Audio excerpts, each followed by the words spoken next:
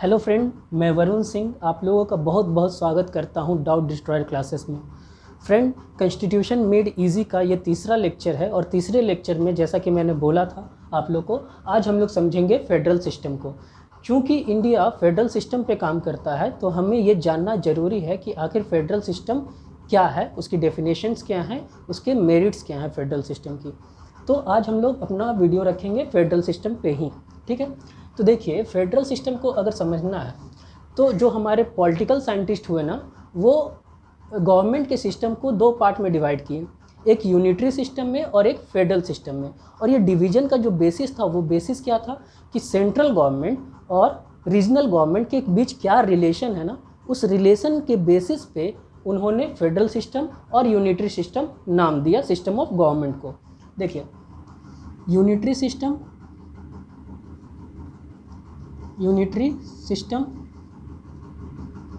और federal system.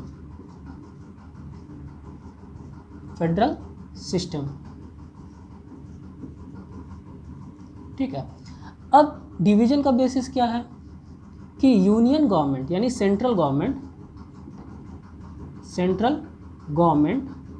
और regional government यानी स्टेट गवर्नमेंट लिख देते हैं, स्टेट गवर्नमेंट के बीच कैसा रिलेशन है। फेडरल सिस्टम में भी सेंट्रल गवर्नमेंट और स्टेट गवर्नमेंट के बीच का रिलेशन क्या है। अब बीच का रिलेशन कहने का मतलब क्या है कि दोनों के बीच पावर ऑफ डिवीज़न कैसा है। ठीक है, ये दोनों के बीच पावर ऑफ डिवीज़न कैसा है, इसको एक एग्जांपल से समझते हैं ना, ताकि पॉइंट्स आपको ज़्यादा क्लियर हो पाए। अगर हम बात करें यूनिटरी सिस्टम में, अगर हम बात करें ब्रिटेन की, इंग्लैंड की अगर बात करें तो इंग्लैंड एक छोटी सी कंट्री है क्षेत्रफल के हिसाब से। इंडिया जितनी बड़ी तो नहीं है, चाहे अमेरिका जितनी बड़ी तो नहीं है, छोटी सी कंट्री है, ठीक है। तो वहाँ क्या सिस्टम है, वहाँ यूनिटरी सिस्टम है। वहाँ यूनिटरी सिस्टम है, यूनिटरी बेसिस पे वो लोग काम करते हैं। कहने का मतलब क्या है कि वहाँ का सेंट्रल गवर्नमेंट जो है ना, वो पावरफुल है, सेंट्रल गवर्नमेंट ही पावरफुल है। देखिए, चूँकि छोटी कंट्री है तो यहाँ स्टेट बनाने की ज़रूरत नहीं थी, इसलिए सेंट्रल गवर्नमेंट अकेला पूरे कंट्री को देख सकता था। लेकिन एडमिनिस्ट्रेशन को ईजी बनाने के लिए इंग्लैंड को भी छोटे छोटे पार्ट्स में डिवाइड किया गया है, ठीक है, जिस पार्ट्स को हम लोग बोलते हैं क्या, काउंटीज़। पार्ट्स को क्या बोलते हैं, काउंटीज़। जैसे इंडिया में स्टेट बोलते हैं, वहाँ काउंटीज़ बोलते हैं, ठीक है। अगर बात करें फेडरल सिस्टम की तो यहाँ अगर हम एग्जांपल ले यूएसए की ना, यूएसए का एग्जांपल लेते हैं। यूएसए में क्या हुआ था कि अमेरिका एक कंट्री था, ठीक है। अमेरिकन रिवॉल्यूशन के दौरान 13 स्टेट ऐसे उभरी जो अपने आप को इंडिपेंडेंट घोषित कर दी। पहले वो ब्रिटिश अलायंस की स्टेट थी, बाद में वो खुद को इंडिपेंडेंट घोषित कर देती है। उसके बाद वो चाहती है कि हम लोग जाके अमेरिका के साथ मिल जाएं। अब ऐसा क्यों चाह रहे थे ये 13 स्टेट, ऐसा इसलिए चाह रहे थे कि ये 13 स्टेट मिलिटरली वीक स्टेट थे और इकोनॉमिकली वीक थे। वहीं अमेरिका मिलिटरली स्ट्रॉन्ग स्टेट था और इकोनॉमिकली भी बहुत ज़्यादा स्ट्रॉन्ग था। तो ये खुद को प्रोटेक्ट करना चाहते थे फॉरेन इन्वेजन से, ठीक है। तो खुद को प्रोटेक्ट करने के लिए, खुद को स्टेबल करने के लिए वो लोग सोचे कि हम लोग अमेरिका के साथ जाके मिल जाते हैं।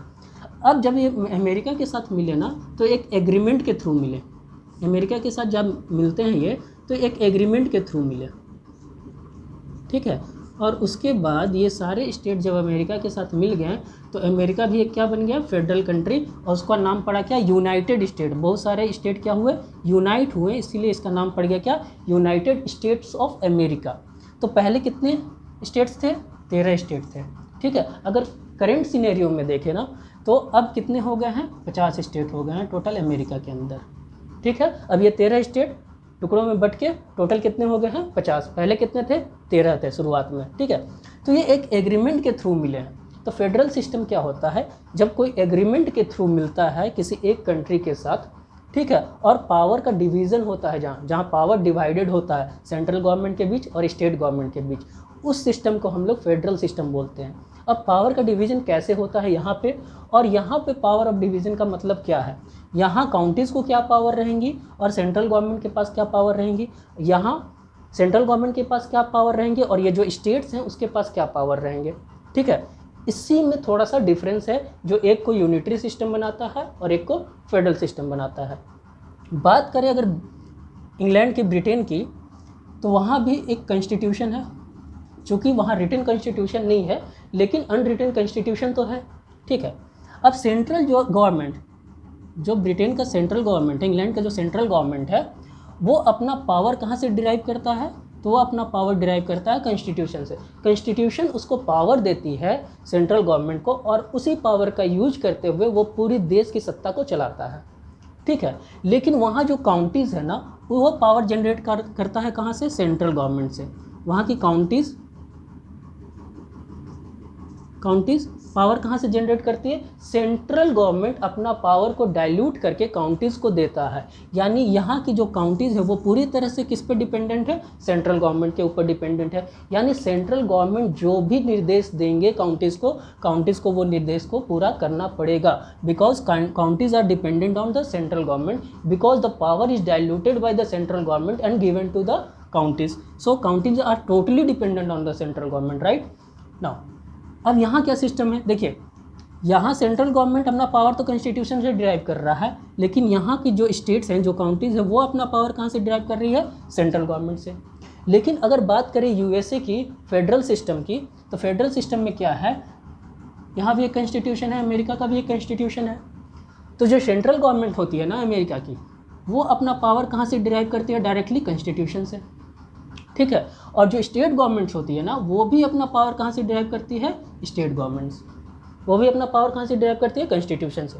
तो यहाँ सेंट्रल गवर्नमेंट और state government both are driving their power from constitution itself, right. इसलिए यहाँ की जो स्टेट गवर्नमेंट है वो डिपेंडेंट नहीं है सेंट्रल गवर्नमेंट पे, ठीक है। सेंट्रल गवर्नमेंट उसको जैसा निर्देश देगी, हो सकता है वो उस निर्देश का पालन करने को मना भी कर सकते हैं, because the state government are generating their power from constitution itself.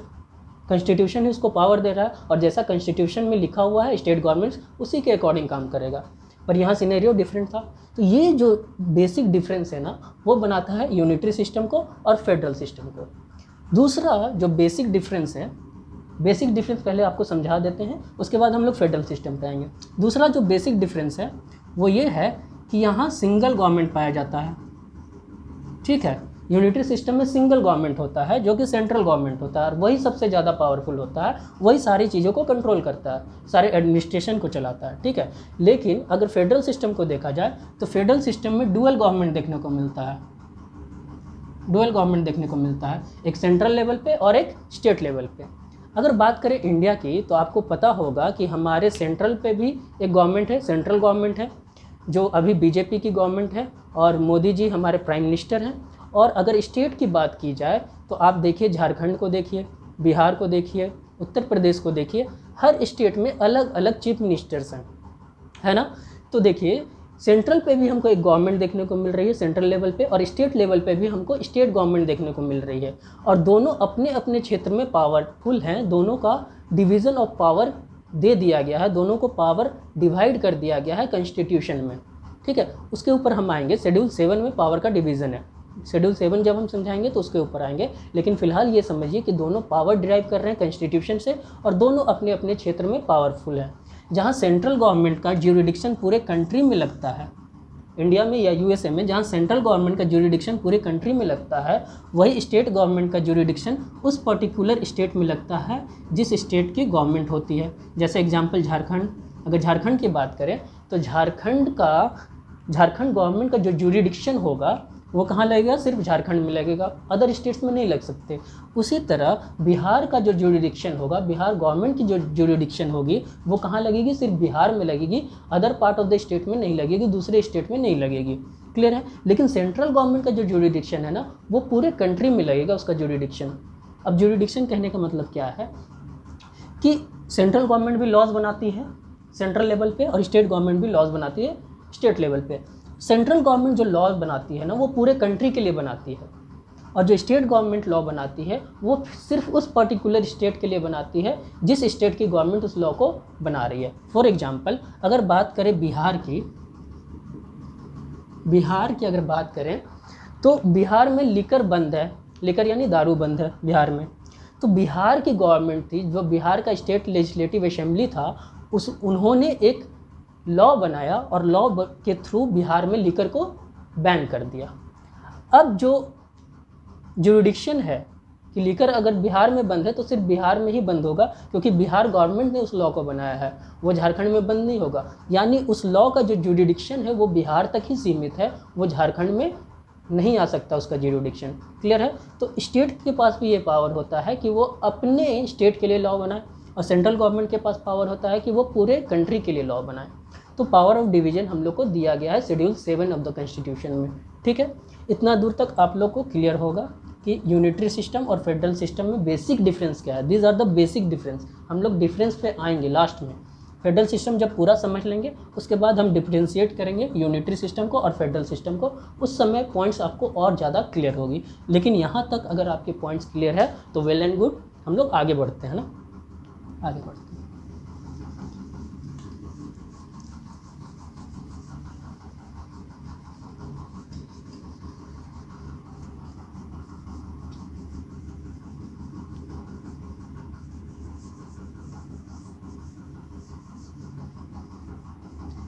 अब ध्यान से सुनिएगा। देखिए, ये जो फेडरेशन वर्ड है ना, ये फेडरेशन वर्ड लिया गया था फ्यूडस से। फ्यूडस एक लैटिन वर्ड है। फ्यूडस एक लैटिन वर्ड है और इसी फ्यूडस का मतलब क्या होता है? एग्रीमेंट। फ्यूडस का मतलब क्या होता है? एग्रीमेंट। यानी जो फेडरल वर्ड निकल के आया वो फ्यूडस वर्ड से निकल के आया, जो एक लैटिन वर्ड है, और उस लैटिन वर्ड का मतलब क्या होता है? एग्रीमेंट। कहने का मतलब अभी हम जो बताएं यूएसए में, यूएसए कैसे बना था? जब 13 स्टेट उसके साथ एग्रीमेंट किया अमेरिका के साथ, उसके बाद यूनाइटेड स्टेट ऑफ अमेरिका का फॉर्मेशन हुआ। यानी जो भी कंट्री एक एग्रीमेंट के थ्रू जुड़ती है वो कंट्री क्या कहलाती है? फेडरल सिस्टम पे काम कर रही है, जहाँ power of division of power है। ठीक है, तो यूएसए को भी अगर देखा जाए तो वो एक एग्रीमेंट के थ्रू आपस में आके मिला और एक फेडरेशन को बनाया था। क्लियर है? अब आप लोग सोच रहे हैं इंडिया में तो ऐसा हुआ नहीं था। सही बात है, इंडिया में ऐसा नहीं हुआ था, आएंगे उस पर भी। तो फ्यूडस क्या है? एक लैटिन वर्ड है जिसका मतलब होता है एग्रीमेंट। ठीक है, अब हम लोग फेडरल सिस्टम को समझते हैं। अब फेडरल सिस्टम को समझते हैं उसके डेफिनेशन के थ्रू। फेडरल सिस्टम का मेरिट समझते हैं, मेरिट्स क्या हैं। ठीक है, जो पहला मेरिट है फेडरल सिस्टम का वो बोलता है डुअल गवर्नमेंट। डुअल गवर्नमेंट का सिस्टम होगा। डुअल गवर्नमेंट का सिस्टम होगा and both will derive it's power from, both will derive it's power from constitution. ठीक है, तो पहला पॉइंट क्या बोलता है? डुअल गवर्नमेंट होगा, डुअल गवर्नमेंट सिस्टम होगी फेडरल सिस्टम में, और दोनों अपना पावर कहाँ से डिराइव करेंगे? कॉन्स्टिट्यूशन से। ठीक है, अब लेते हैं इंडिया की बात।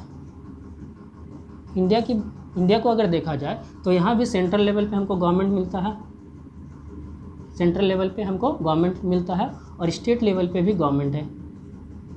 स्टेट लेवल पे भी गवर्नमेंट है और सेंट्रल लेवल पे भी गवर्नमेंट है। ठीक है, और दोनों अपना पावर कहाँ से डिराइव कर रहे हैं? कॉन्स्टिट्यूशन से। दोनों अपना पावर कहाँ से डिराइव कर रहे हैं? कॉन्स्टिट्यूशन से। यानी सेंट्रल गवर्नमेंट जी भी जो अपना पावर डिराइव कर रही है वो भी कॉन्स्टिट्यूशन से डिराइव कर रही है, और स्टेट गवर्नमेंट भी जो पावर डिराइव कर रही है वो भी कॉन्स्टिट्यूशन से ही डिराइव कर रही है। तो फेडरल सिस्टम में both central and state government derive their power from constitution itself. Clear है? नाउ हमको यहाँ से क्या समझ में आ रहा है कि पावर का कहीं ना कहीं डिवीज़न है। किसके बीच? सेंट्रल गवर्नमेंट के बीच और स्टेट गवर्नमेंट के बीच। अगर आप इंडिया के कॉन्स्टिट्यूशन के शेड्यूल 7 को पढ़िएगा तो वहाँ आपको साफ साफ समझ में आ जाएगा कि पावर ऑफ डिवीज़न कैसा है इंडिया में। देखिए, शेड्यूल 7 क्या है? शेड्यूल 7 लिस्ट के बारे में बात करता है। कौन कौन से लिस्ट हैं? यूनियन लिस्ट, स्टेट लिस्ट, ठीक है, कंकरेंट लिस्ट।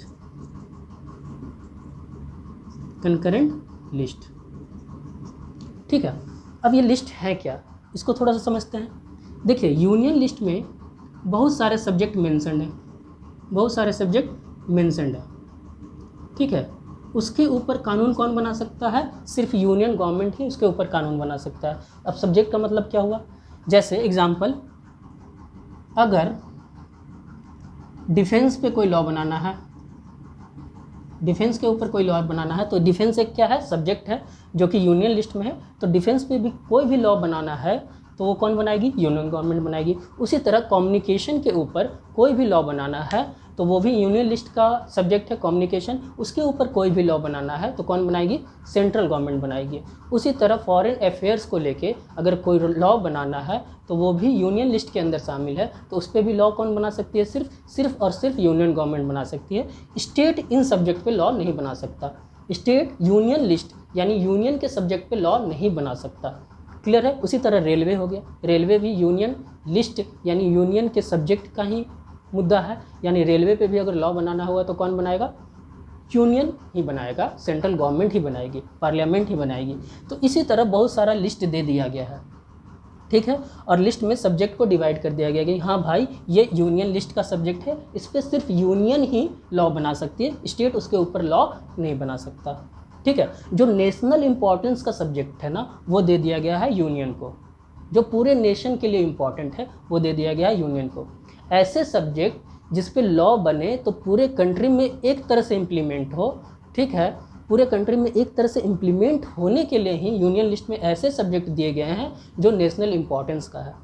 उसी तरह देखा जाए तो स्टेट्स के पास भी बहुत सारे सब्जेक्ट्स हैं, ठीक है, स्टेट्स के पास भी बहुत सारे सब्जेक्ट हैं। उसमें से एक एग्जांपल ले तो लैंड, एक एग्जांपल ले तो लैंड किसका सब्जेक्ट है? स्टेट का। इसलिए जब लैंड रिफॉर्म आया था ना तो हर स्टेट अपने अपने स्टेट के अंदर लैंड सीलिंग एक्ट पास कर रही थी। क्यों? क्योंकि स्टेट लिस्ट के अंदर लैंड है और लैंड स्टेट का सब्जेक्ट है, यानी लैंड के ऊपर अगर कानून बनाना होगा तो सिर्फ कौन बना सकती है? स्टेट। इसलिए उस समय जब लैंड रिफॉर्म आया था तो स्टेट अपने अपने स्टेट के लिए लैंड रिफॉर्म एक्ट्स बना रही थी, ठीक है। उसी तरह अगर बात करें एग्रीकल्चर, तो एग्रीकल्चर भी स्टेट का सब्जेक्ट है और स्टेट भी उसके ऊपर कानून बना सकती है। अगर बात करें पुलिसिंग की, तो पुलिसिंग भी किसका सब्जेक्ट है? लॉ एंड ऑर्डर किसका सब्जेक्ट है? स्टेट का सब्जेक्ट है और स्टेट ही उसके ऊपर कानून बना सकती है। इसी तरह बहुत सारे सब्जेक्ट दे दिए गए हैं जिस पर कानून सिर्फ स्टेट बना सकती है, सेंट्रल गवर्नमेंट नहीं बना सकता। यानी स्टेट का एक्सक्लूसिव राइट होगा कि वो अपने लिस्ट यानी स्टेट लिस्ट के अंदर जितने भी सब्जेक्ट हैं उस पर कानून बनाए। यूनियन का एक्सक्लूसिव राइट होगा कि यूनियन लिस्ट के अंदर जितने सब्जेक्ट हैं उस पर सिर्फ यूनियन कानून बना सकता है। लेकिन कुछ कंडीशन ऐसे भी हैं फ्रेंड्स, जब यूनियन स्टेट लिस्ट के सब्जेक्ट पे लेजिस्लेट कर सकता है, लेकिन वो जो है ना कि किन किन कंडीशन में ऐसा कर सकता है वो हम लोग अगले लेक्चर्स में पढ़ेंगे। लेकिन फ़िलहाल के लिए ये जानिए कि यूनियन लिस्ट के अंदर जितने भी सब्जेक्ट हैं उस पर एक्सक्लूसिव ज्यूरिडिक्शन, एक्सक्लूसिव राइट किसका है? यूनियन का है लॉ बनाने का। स्टेट लिस्ट में जितने सब्जेक्ट हैं उस पर एक्सक्लूसिव राइट किसका है? स्टेट का है लॉ बनाने का। एक होता है कंकरेंट लिस्ट। कंकरेंट लिस्ट कहने का मतलब क्या? इसमें भी बहुत सारे सब्जेक्ट दिए गए हैं। कंकरेंट लिस्ट के अंदर बहुत सारे सब्जेक्ट हैं, जैसे मैरिज किसका सब्जेक्ट है? कंकरेंट लिस्ट का। जैसे कि एजुकेशन, ठीक है, एजुकेशन किसका सब्जेक्ट है? कंकरेंट लिस्ट का, ठीक है। जो कंकरेंट लिस्ट में सब्जेक्ट दिए गए हैं ना उसमें दोनों कोई कानून बना सकते हैं, दोनों कोई लॉ बना सकते हैं। यूनियन भी लॉ बना सकता है और स्टेट भी लॉ बना सकता है। अब मान लीजिए कोई ऐसा सब्जेक्ट है जिस पे यूनियन ने भी लॉ बना दिया और स्टेट ने भी लॉ बना दिया, सेम सब्जेक्ट पे बना दिया दोनों ने लॉ। नाउ दोनों लॉ क्या होंगे? क्लैश हो जाएंगे। दोनों लॉ क्या करेंगे? क्लैश कर जाएंगे, क्योंकि एक ही सब्जेक्ट पे यूनियन ने भी लॉ बनाया है और स्टेट गवर्नमेंट ने भी लॉ बनाया, तो दोनों के बीच क्लैश हो जाएगा। तो इस क्लैश के कंडीशन में हमेशा प्रिवेल कौन करेगा? यूनियन गवर्नमेंट का लॉ ही प्रिवेल करेगा। क्लियर है ना? एक चीज़ इसके अंदर और है जिसको हम बोलते हैं रेसिड्यूरी पावर। क्या बोलते हैं? Residuary power. अब रेसिड्यूरी पावर क्या होता है? देखिए, जब 1950 में हमारा कॉन्स्टिट्यूशन इन फोर्स में आया था, उसी दौरान जब हमारा कॉन्स्टिट्यूशन बन रहा होगा उसी दौरान ये सारे लिस्ट प्रोवाइड किए गए होंगे। डिवीज़न ऑफ पावर उसी समय हुआ होगा, सब्जेक्ट का डिवीज़न उसी समय हुआ होगा। लेकिन जब एक देश आगे बढ़ता है तो सिचुएशन अलग अलग आने लगती है देश के सामने। तो ऐसा कोई भी सिचुएशन जिस पे लॉ बनाना ज़रूरी है, मान लीजिए ऐसा सिचुएशन एराइज हो गया जिसके ऊपर हमको लॉ बनाना है, लेकिन ना वो यूनियन लिस्ट में है वो सब्जेक्ट ना स्टेट लिस्ट में है और ना कंकरेंट लिस्ट में है, तो उसके ऊपर लॉ कौन बनाएगा? फॉर एग्जांपल 1950 में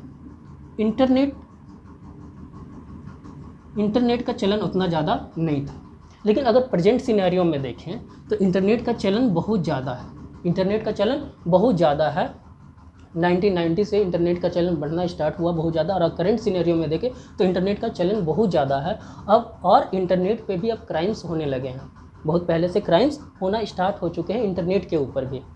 अब इंटरनेट के ऊपर भी क्राइम स्टार्ट हो चुके हैं, लेकिन इंटरनेट का सब्जेक्ट कहीं नहीं है कि इंटरनेट के ऊपर जब क्राइम होगा तो किसके पास पावर रहेगा उसके ऊपर लॉ बनाने का। जैसे साइबर क्राइम, जिसको हम लोग आज साइबर क्राइम के नाम से जानते हैं, तो साइबर क्राइम नाम का सब्जेक्ट कहीं भी नहीं है, ना यूनियन लिस्ट में था, ना स्टेट लिस्ट में था, ना कंकरेंट लिस्ट में था। तो ऐसे सब्जेक्ट जो किसी में मेंशन नहीं है, ना यूनियन लिस्ट में मेंशन है, ना स्टेट लिस्ट में मेंशन है, ना कंकरेंट लिस्ट में मेंशन है। अब ज़रूरत आन पड़ी कि साइबर क्राइम जो हो रहा है उसको रोकने के लिए हमको एक लॉ बनाना है, लेकिन वो कहीं मिल नहीं रहा है, किसी में भी मेंशन नहीं है, तो उसके ऊपर अब लॉ कौन बनाएगा? तो उसके ऊपर लॉ बनाता है सेंट्रल गवर्नमेंट, यानी रेसिडरी पावर के अंदर वो पावर है सेंट्रल गवर्नमेंट के पास कि ऐसा सब्जेक्ट जो तीनों लिस्ट में मेंशन नहीं है, अगर उस सब्जेक्ट पे हमको लॉ बनाने की ज़रूरत आन पड़ी तो कौन बनाएगा? सेंट्रल गवर्नमेंट बनाएगा। जैसे साइबर क्राइम पे लॉ कौन बनाएगा? सेंट्रल गवर्नमेंट बनाएगा। क्लियर है? तो ये है क्या? Division of power. Division of power, constitution में साफ साफ पावर को डिवाइड कर दिया गया है, यूनियन के बीच, स्टेट के बीच। देखिए कितना खूबसूरत तरीके से डिवाइड किया गया है, यानी स्टेट अपने सब्जेक्ट में पावरफुल है, यूनियन गवर्नमेंट अपने सब्जेक्ट में पावरफुल है, यानी दोनों को पावर कहाँ से जनरेट हो रहा है? कॉन्स्टिट्यूशन से, सेंट्रल गवर्नमेंट को भी और स्टेट गवर्नमेंट को भी। क्लियर है? और यहाँ जो स्टेट्स है वो डिपेंडेंट नहीं है सेंट्रल गवर्नमेंट पे। कहने का मतलब क्या है कि यहाँ सेंट्रल गवर्नमेंट भी सॉवरेन नेचर की है और स्टेट गवर्नमेंट भी सॉवरेन नेचर की है। सॉवरेन नेचर कहने का मतलब क्या? एक सॉवरेन कंट्री या सॉवरेन स्टेट वही होता है जो अपना डिसीजन खुद से ले पाए, कोई भी डिसीजन इंडिपेंडेंटली ले पाए, किसी भी प्रेशर को झेले बिना, कोई भी एक्सटर्नल प्रेशर झेले बिना। जब कोई स्टेट अपना खुद का डिसीजन पूरी स्वतंत्रता से लेता है तब उस स्टेट को हम लोग बोलते हैं क्या? Sovereign state. तो हमारी सेंट्रल गवर्नमेंट भी है जो कि एक सोवरेन नेचर की गवर्नमेंट है, बाहरी पॉलिटिकल प्रेशर उसके ऊपर नहीं पड़ सकता। उसी तरह स्टेट भी क्या है हमारे, जो झारखंड हुआ, बिहार हुआ, उत्तर प्रदेश हुआ, आंध्र प्रदेश हुआ, ये सब क्या है? एक सोवरेन स्टेट है। वो अपना डिसीजन खुद से लेती है, वो अपने सब्जेक्ट पे खुद से लॉ बनाती है, किसी से पूछ के नहीं बनाती, और सेंट्रल गवर्नमेंट उसको प्रेशराइज भी नहीं कर सकता कि आप ऐसा क्यों कर रहे हैं। तो बहुत ही खूबसूरत तरीके से पावर ऑफ डिवीज़न है हमारे कंट्री के अंदर, कॉन्स्टिट्यूशन के अंदर, और शेड्यूल 7 में देखने को मिलता है। तो ये हम बताएं क्या? डुअल गवर्नमेंट का सिस्टम क्या है, ठीक है, और पावर कैसे डिवाइड होता है कॉन्स्टिट्यूशन के द्वारा स्टेट के बीच और सेंट्रल गवर्नमेंट के बीच। इतना दूर तक क्लियर हो तो हम लोग आगे बढ़ते हैं।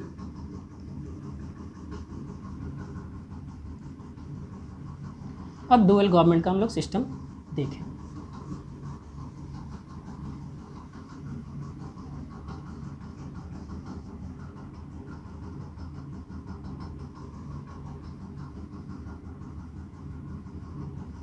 डुअल गवर्नमेंट का सिस्टम देखें और डिवीज़न ऑफ पावर देखें, कैसे पावर को डिवाइड किया जाता है फेडरल सिस्टम में।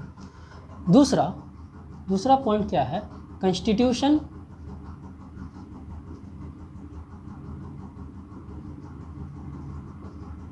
Must be supreme.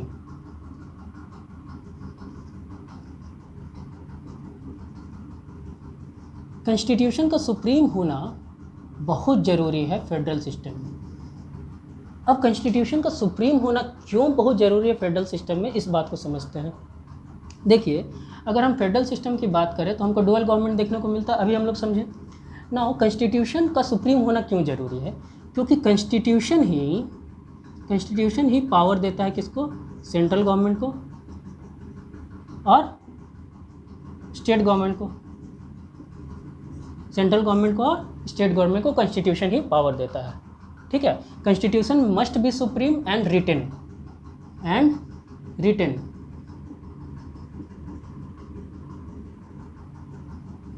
कॉन्स्टिट्यूशन को सुप्रीम होना है और रिटन होना है। अब रिटन कॉन्स्टिट्यूशन क्यों होना इम्पॉर्टेंट है फेडरल सिस्टम में, इस बात को समझिए, उसके बाद हम लोग खुद समझ जाएंगे कि कॉन्स्टिट्यूशन को सुप्रीम होना क्यों ज़रूरी है। अगर हम बात करें यूएसए की तो वहाँ भी रिटन कॉन्स्टिट्यूशन है। अगर बात करें इंडिया की तो वहाँ भी रिटन कॉन्स्टिट्यूशन है। ठीक है, अब कॉन्स्टिट्यूशन का रिटन होना क्यों इम्पोर्टेंट है? एग्जाम्पल लेते हैं हम। अगर घर के अंदर 2 बच्चे हैं, ठीक है, घर के अंदर 2 बच्चे हैं, ए और बी, ठीक, ए और बी 2 बच्चे हैं,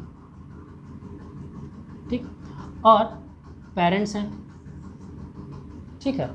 पेरेंट्स ने बोला कि ए को बोला पेरेंट्स ने कि आपका शेड्यूल ये होगा, ब्रेकफास्ट इतने समय होगा, पढ़ाई आप इतने समय में कीजिएगा, आप खाना इतने समय में खा लीजिएगा, ठीक है, और खेलने इतने समय में जाइएगा। तो डिवाइड कर दिया है, बहुत ही खूबसूरत तरीके से उनको बता दिया गया है, बिना लिखे बताया गया है कि आपके ये सारे काम होंगे। उसी तरह बी को भी बता दिया गया है कि आपके ये सारे काम होंगे। लेकिन डिफरेंस क्या है, ए को जो बताया गया है वो रिटन फॉर्म में बताया नहीं गया है, लेकिन बी को जो बताया गया है वो रिटन फॉर्म में बताया गया है। साफ साफ लिख के बता दिया गया है कि ये टाइमिंग आपका ये काम करने का होगा, और ए को जो बताया गया वो रिटन फॉर्म में नहीं बताया गया।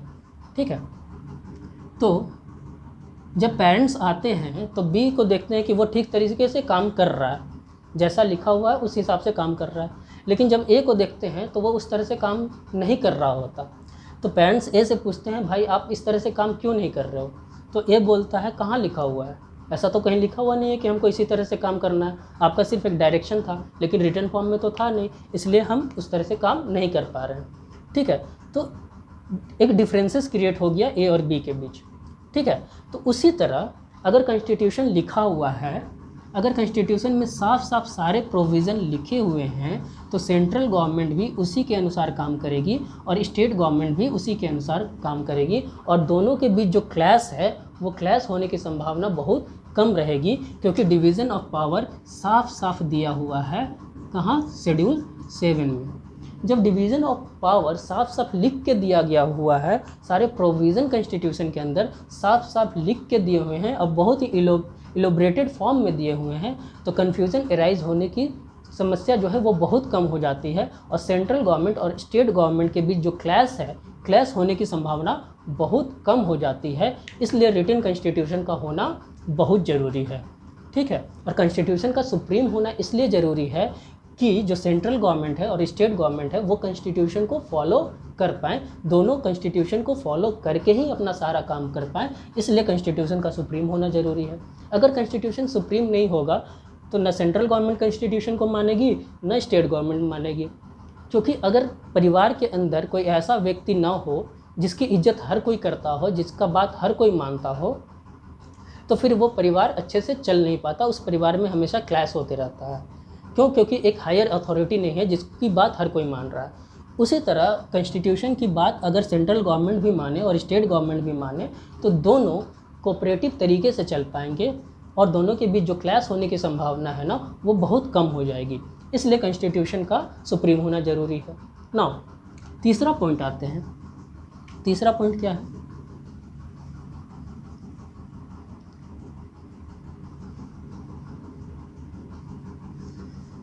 Constitution must B rigid. Constitution का रिजिड होना जरूरी है। रिजिड मतलब कठोर होना जरूरी है। अब कठोर किस सेंस में बोला जा रहा है कि कठोर होना जरूरी है? देखिए, 2 तरह के कॉन्स्टिट्यूशन देखे गए हैं, एक रिजिड कॉन्स्टिट्यूशन, एक फ्लेक्सिबल कॉन्स्टिट्यूशन। ठीक है, अब फ्लेक्सिबल कॉन्स्टिट्यूशन और रिजिड कॉन्स्टिट्यूशन में डिफरेंस क्या है?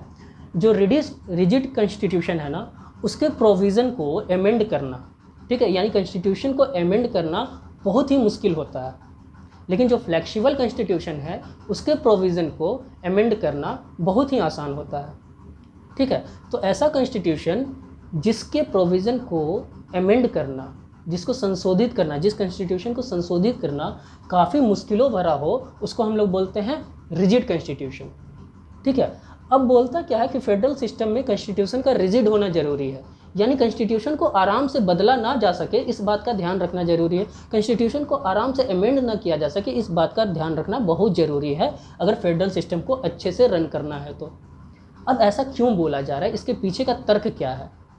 देखिए, अगर हम बात करें इंडिया की, तो इंडिया मिक्स है, रिजिडिटी और फ्लेक्सिबिलिटी का मिक्स है। ठीक है, कहीं कहीं हमारा कॉन्स्टिट्यूशन बहुत ही ज़्यादा रिजिड है, जहाँ उसको ज़रूरत है। फेडरल सिस्टम को बनाए रखने के लिए जिस जिस प्रोविज़न की ज़रूरत है उस प्रोविज़न को अमेंड करने के लिए कॉन्स्टिट्यूशन बहुत रिजिड है। वो प्रोविज़न जो फेडरल सिस्टम को बनाए रखे, उस प्रोविज़न को अगर हम अमेंड करना चाहें ना तो उसको अमेंड करना काफ़ी मुश्किल है। लेकिन जहाँ फेडरल सिस्टम का कोई वैल्यू नहीं है, जहाँ फेडरल सिस्टम कोई खतरे में नहीं आता, उस प्रोविज़न को अगर चेंज करना है तो वो प्रोविज़न को चेंज करने के लिए जो हमारे पास मेजॉरिटी की ज़रूरत पड़ती है ना, वो बहुत आसान मेजॉरिटी की, सिंपल मेजॉरिटी की ज़रूरत पड़ती है और वो प्रोविज़न आसानी से बदले जा सकते हैं।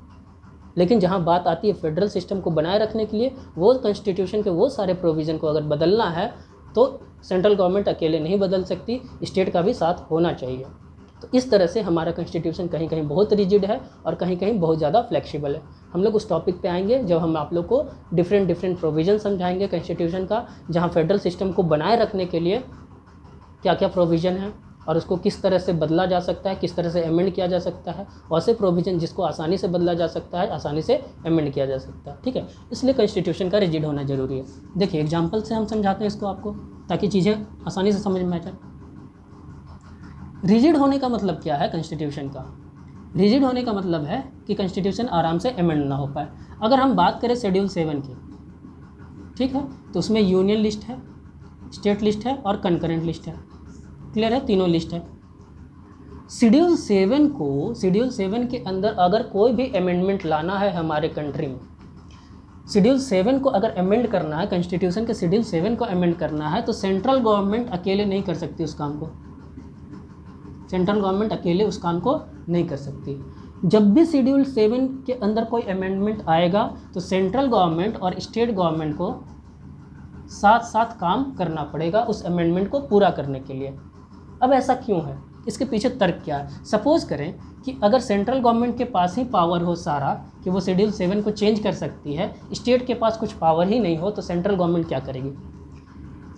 सेंट्रल गवर्नमेंट हो सकता है अपने फ़ायदे के लिए स्टेट के कुछ सब्जेक्ट को अमेंड करके खुद ले ले, यूनियन लिस्ट के अंदर डाल दे, ताकि स्टेट को हम कमज़ोर बना सकें।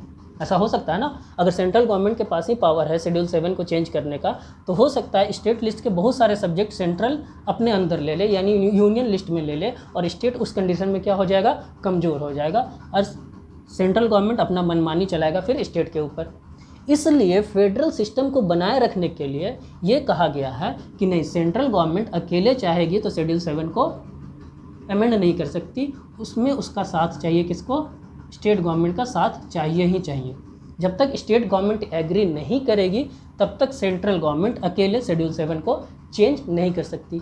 अब देखिए कॉन्स्टिट्यूशन का रिजिड होना यहाँ पे कितना काम आया, फेडरल सिस्टम को बनाए रखने के लिए कितना ज़रूरी है कॉन्स्टिट्यूशन का रिजिड होना। अगर कॉन्स्टिट्यूशन रिजिड नहीं होगा तो सेंट्रल गवर्नमेंट अपना मनमानी करेगी और कॉन्स्टिट्यूशन को अमेंड करते जाएगी और स्टेट को काफ़ी कमज़ोर बना देगी और फिर अपने इशारों पे नचाने लगेगी।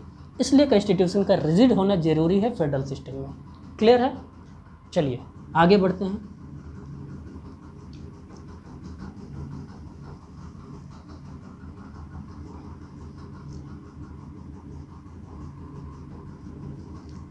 चौथा पॉइंट,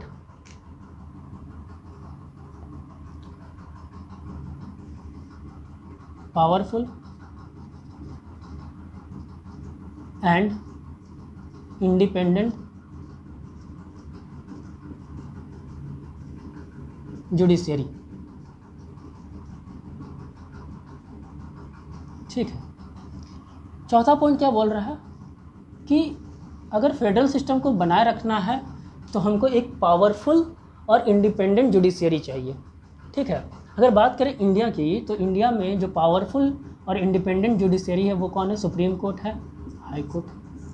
बहुत ज़्यादा पावरफुल इंडिपेंडेंट बॉडी है सुप्रीम कोर्ट और हाई कोर्ट। ठीक है, अब इसके पीछे क्या तर्क है कि सुप्रीम कोर्ट का पावरफुल और इंडिपेंडेंट होना ज़रूरी है और हाई कोर्ट का पावरफुल और इंडिपेंडेंट होना ज़रूरी है। देखिए, सुप्रीम कोर्ट के पास अंडर आर्टिकल 32 और हाई कोर्ट के पास अंडर आर्टिकल 226 रिट जारी करने की शक्तियां हैं। ठीक है, वहीं सुप्रीम कोर्ट के पास आर्टिकल 13 और आर्टिकल 32 से दोनों से मिला के और बहुत सारे ऐसे प्रोविज़न हैं जिसको मिला के जुडिशियल रिव्यू का पावर मिलता है। उसी तरह स्टेट हाईकोर्ट को भी जुडिशियल रिव्यू का पावर है। ठीक है, जुडिशियल रिव्यू क्या होता है, जुडिशियल रिव्यू क्या होता है, पहले इस बात को समझते हैं। पार्लियामेंट अगर कोई लॉ बनाती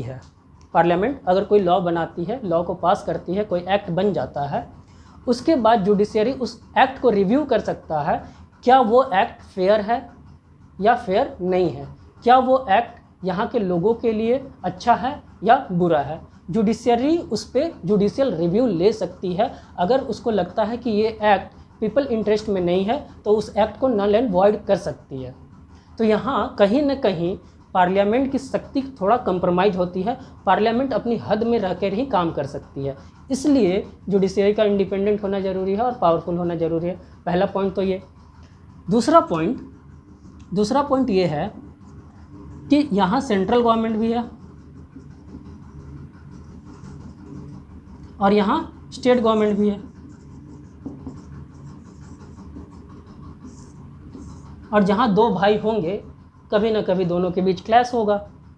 ठीक, मान लेते सेंट्रल गवर्नमेंट और स्टेट गवर्नमेंट के बीच किसी मुद्दे पे क्लैश हो गया, तो उस क्लैश के ऊपर जजमेंट देने के लिए, उस क्लैश को सुधारने के लिए, दोनों के बीच के क्लैश को हटाने के लिए एक हायर अथॉरिटी की तो ज़रूरत है देश के अंदर।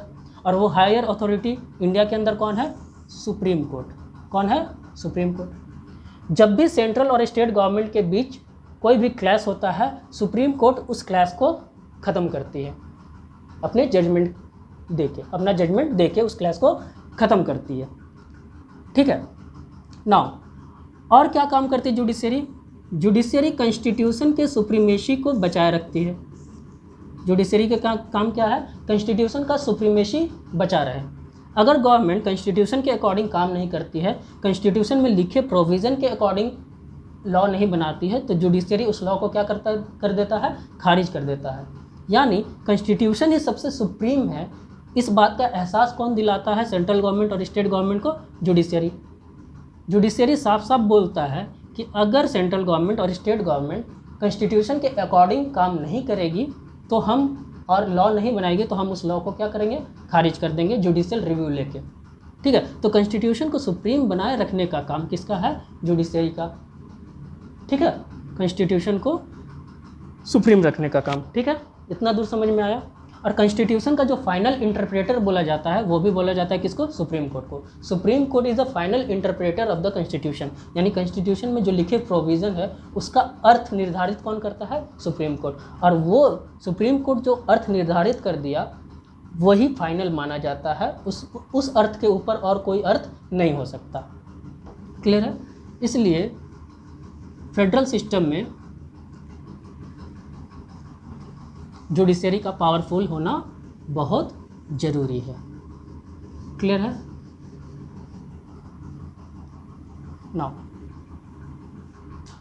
एक पॉइंट और है कि पॉलिटिकल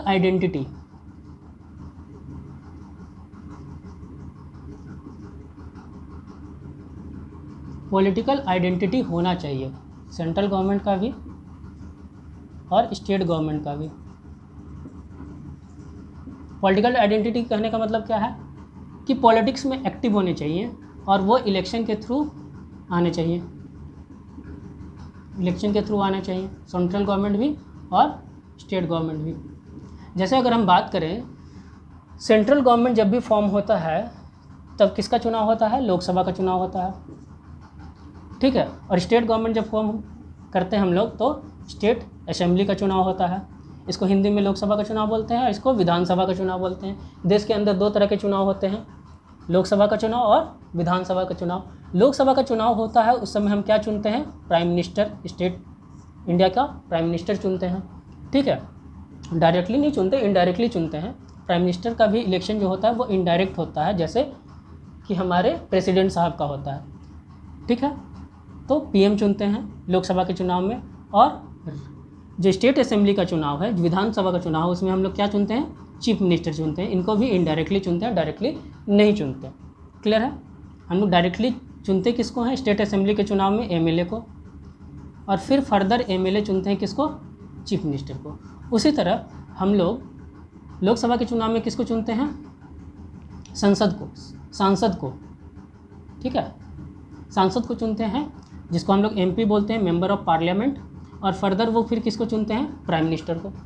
तो देखिए प्राइम मिनिस्टर को चुनने का तरीका क्या है? इनडायरेक्ट है, क्योंकि MP उसको चुन रहे हैं, हम लोग डायरेक्टली नहीं चुन रहे हैं। यहाँ भी CM को चुनने का तरीका इनडायरेक्ट है, क्योंकि उसको MLA चुन रहे हैं, हम लोग नहीं चुन रहे हैं। तो एक पॉलिटिकल आइडेंटिटी होना चाहिए फेडरल सिस्टम में, सेंट्रल और स्टेट के बीच, ठीक है। अब जो हमारा लास्ट पॉइंट है वो है कि फेडरल सिस्टम में बाई कैमरल लेजिस्लेचर होना चाहिए, ठीक है। By cameral legislature, by cameral legislature कहने का मतलब क्या है? बाई मतलब 2, कैमरल मतलब हाउस। 2 हाउसेस होने चाहिए। कहाँ? फेडरल सिस्टम में। एक हाउस जिसको हम लोग अपर हाउस बोलते हैं, अपर हाउस,